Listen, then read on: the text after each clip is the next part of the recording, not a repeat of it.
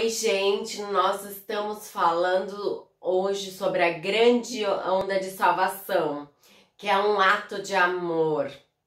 Antes de entrar nisto, nós temos que entender o que acontece nessa temporada de grande onda de salvação. Nós vimos ao longo da história de avivamento que sempre que houve o liberar do Espírito Santo sobre a igreja, houve muita salvação. Jesus People Movement, que aconteceu na Califórnia em 1977 até 1971. Os historiadores dizem que 2 milhões de adolescentes foram salvos nesses 4 anos. No país de Gales, em 6 meses, 100 mil almas foram salvas. Charles Finney, que foi considerado o pai do avivamento moderno, o segundo despertar dos Estados Unidos, durante o seu ministério, o Senhor usou para trazer 500 mil pessoas para Jesus. John Wesley, ele morreu. Ele havia deixado 10 mil células na Inglaterra, grupos em lares pequenos, aproximadamente 100 mil membros. John Wesley, ele chegou a cavalgar mais de 400 mil quilômetros para pegar o evangelho.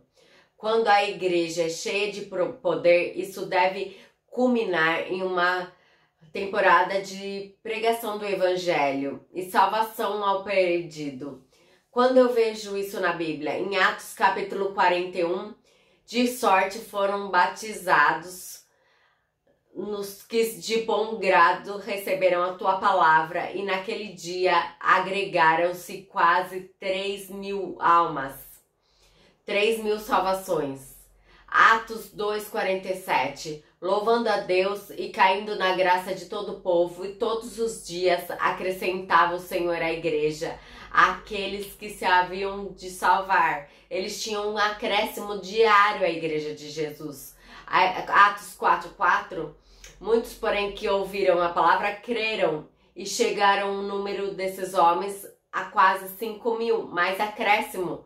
Atos 6,7, e crescia a palavra de Deus. Em Jerusalém se multiplicavam muito o número de discípulos.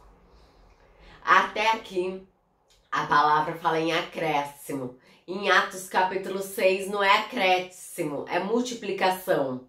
A igreja está crescendo poderosamente porque os apóstolos e da igreja primitiva tinham entendido o propósito da unção. É um ato de amor. O texto é João 3,16, porque Deus amou o mundo de tal maneira que deu seu único filho para que todo aquele que nele crê não pereça, mas tenha vida eterna.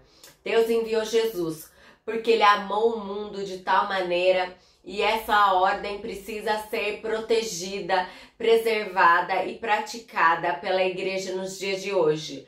Nós não evangelizamos por causa de um ativismo, nós não compartilhamos da fé porque nós precisamos, mas não é esse o motivo.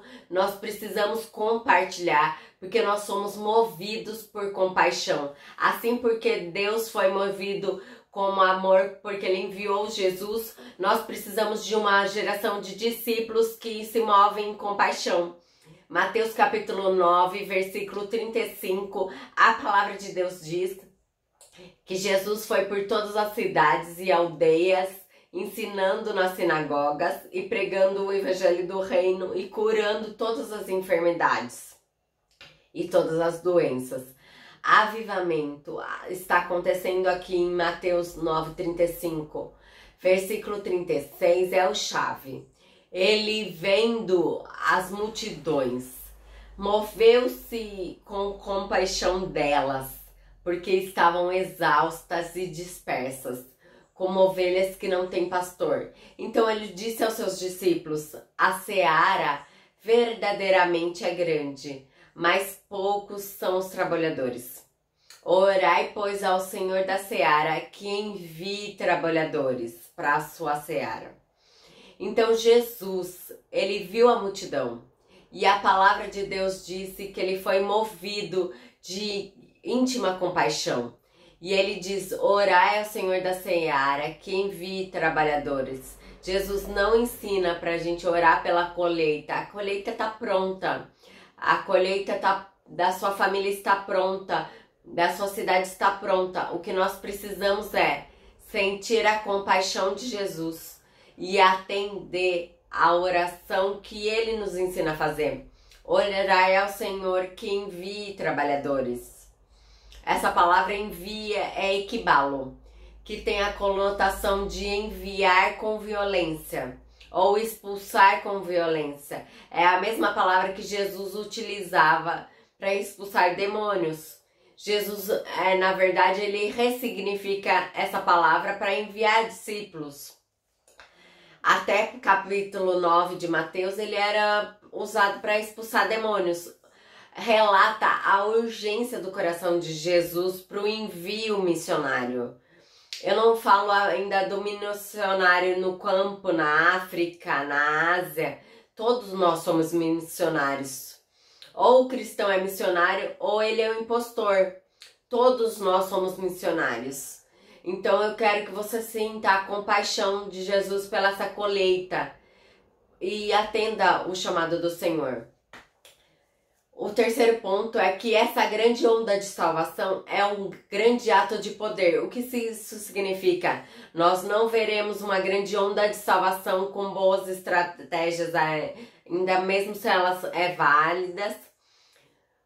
Nós não veremos por causa da nossa eloquência, porque nós falamos bem. Nós veremos essa grande onda de salvação apenas como uma intervenção poderosa do nosso Senhor. A palavra de Deus disse em Romanos 15, versículo 17 a 20, Paulo está dizendo: portanto, eu me glorio em Cristo Jesus e meu serviço a Deus. Não me atrevo a falar de nada, exceto daquilo que Cristo realizou por meio do meu intermédio em palavras e em ação. É o evangelho que tem palavra e tem ação, tem demonstração da palavra, do poder, a fim de levar os gentios a obedecer a Deus pelo poder de sinais e maravilhas e por meio do poder do Espírito de Deus. Assim, desde Jerusalém até as redores, até o Ilírico, proclamei o evangelho de Cristo, sempre fiz questão de pregar o evangelho onde Cristo ainda não era conhecido, de forma que não estivessem edificando sobre alicerce de outro. O que Paulo está falando? Eu preguei em palavra, mas também em poder. Eu fiz questão que os gentios ouvissem esse evangelho, não através só de palavra, mas de poder. 1 Tessalonicenses 1,5, porque o nosso evangelho não chegou em palavra, mas também em poder pelo Espírito Santo e pela convicção. Vocês sabem como procedemos entre vocês, em seu favor. 2 Coríntios 12:2, as marcas de um apóstolo, de sinais, curas e maravilhas foram demonstradas entre vocês com grande perseverança. Em 1 Coríntios 4:5, minha mensagem e minha pregação não consistiam em palavras persuasivas em sabedoria, mas consistiram em demonstração do poder do Espírito Santo, para que a fé que vocês tenham não se baseie na sabedoria humana, mas sim no poder de Deus. Nós precisamos, para ver essa grande onda de salvação, uma geração que se move em poder explosivo do Espírito Santo. Essa geração que não caminha a um avivamento, a não ser pelo poder explosivo do Espírito Santo, logo nós teremos totalmente o acesso ao Senhor. Para nós termos essas maravilhas tendo na Bíblia, para elas poderem acontecer ao nosso redor.